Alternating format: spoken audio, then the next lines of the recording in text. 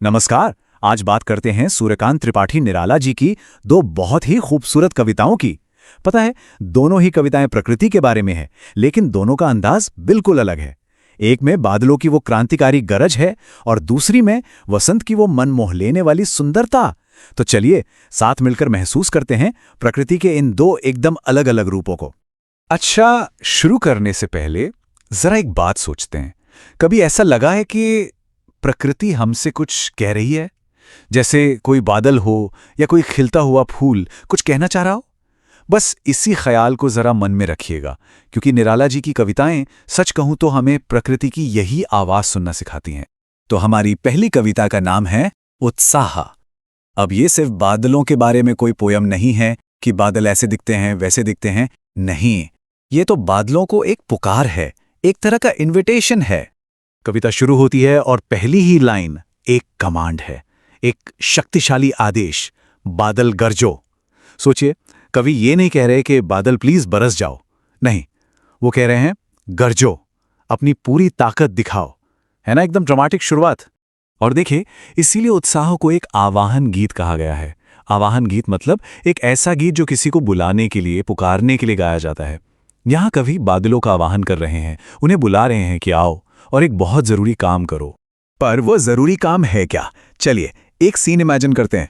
भयंकर गर्मी पड़ रही है, धरती एकदम तप रही है और लोग बेचैन हैं, परेशान हैं, सबका मन व्याकुल है और सब बस एक ही चीज का इंतजार कर रहे हैं कि कब बादल आएंगे और कब इस जलती हुई गर्मी से राहत मिलेगी। अब यहां पर कवि की कल्पना देखिए कितनी दिलचस्प है। वो इन गरजने वाले इतने शक्तिशाली बादलों की तुलना किससे कर रहे हैं? एक छोटे बच्चे के काले घुंघराले बालों से।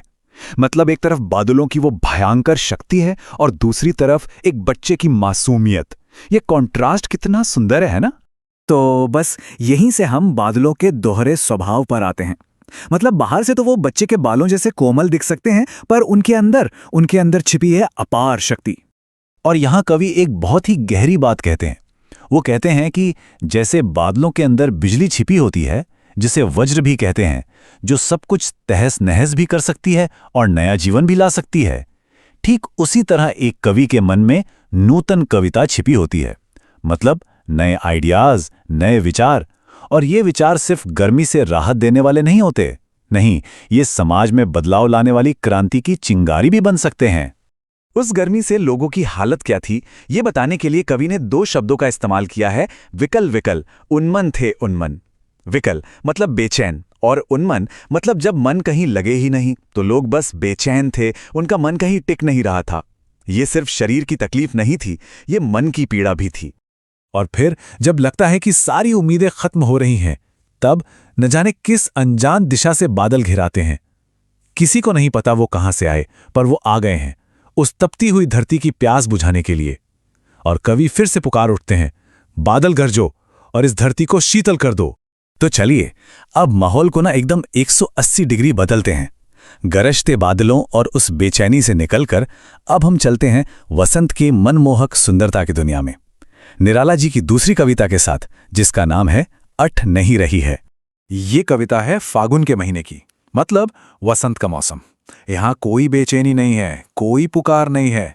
यहां तो बस चारों तरफ इतनी ज्यादा खूबसूरती है कि वो संभाले नहीं संभल रही। और कविता की जो मेन लाइन है वो यही कहती है, आभा फागुन की तन सट नहीं रही है।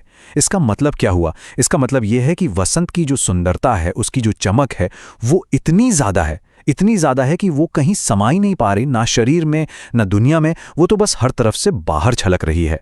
यहां कवि वसंत से ऐसे बात करते हैं जैसे वो कोई इंसान हो। वो कहते हैं कि तुम जहां भी सांस लेते हो ना, वहां हवा में खुशबू भर जाती है। तुम हर घर को अपनी खूबसूरती से भर देते हो। और इतना ही नहीं, तुम तो आकाश में उड़ने के लिए पंख लगा देते हो। मतलब सबके अंदर एक नई एनर्जी, एक नया जोश भर देते हो। कवि खुद इस खूबसूरती से इतने मंत्रमुग्ध हैं कि वो कहते हैं, आंख हटाता हूं तो हट नहीं रही है। वो कोशिश कर रहे हैं कि चलो कहीं और देखें, पर यह सुंदरता इतनी कैप्टिवेटिंग है, इतनी आकर्षक है कि वो नजर हटा ही नहीं पा रहे। तो आखिर ये खूबसूरती है कैसी? पेड़ों की डालियां वो नए नए पत्तों से लद गई हैं, तो कहीं पर वो हरी दिख रही हैं और कहीं कहीं लाल लाल फूलों की वजह से वो लाल नजर आ रही हैं। सोचिए, रंगों का क्या कमाल का नजारा होगा। और कवि को महसूस हो रहा है जैसे उनके दिल पर किसी ने धीमी धीमी मीठी खुशबू वाले फूलों की माला पहना दी हो।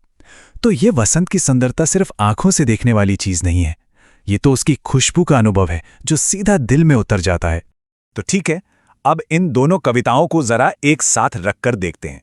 इससे हमें क्या समझ आता है?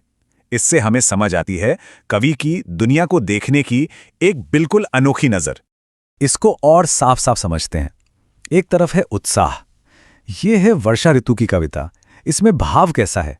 क्रांति का, एक पुकार का, और भाषा एकदम ओजपूर्ण, मतलब जोश से भरी हुई। और दूसरी तरफ है अट नहीं रही है, ये वसंत की कविता है। इसमें भाव है खूबसूरती का, खुशी का, और भाषा भी बहुत मीठी, बहुत मधुर है। लेकिन इन दोनों कविताओं में एक चीज कॉमन है, और वो है मानवीकरण अलंकार का इस्तेमाल। मतलब प्रकृति को इंसानों जैसे दिखाना। हमने देखा ना कैसे कवि बादलों को एक क्रांतिकारी की तरह देखते हैं और वसंत को एक जादूगर की तरह जो आता है और सब कुछ सुंदर बना देता है। तो निराला जी के लिए प्रकृति कोई बेजान चीज नहीं है, ये एक जीती जागती, महसूस करने वाली शक्ति है। तो सबसे जरूरी बात जो सीखने को मिलती है वो ये है कि निराला जी दुनिया को एक नई नजर से देखना सिखाते हैं।